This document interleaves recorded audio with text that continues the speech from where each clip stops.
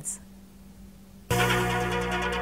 महायुतीचा शुक्रवारी प्रचाराचा दणका। शिवाजी पार्कात सभा, पंतप्रधान मोदी, मुख्यमंत्री, उपमुख्यमंत्री आणि राज एकाच व्यासपीठावर। बीकेसीत मोदी विरोधकांची सभा, सभेला उद्धव, शरद पवार, खरगे, केजरीवाल राहणार उपस्थित।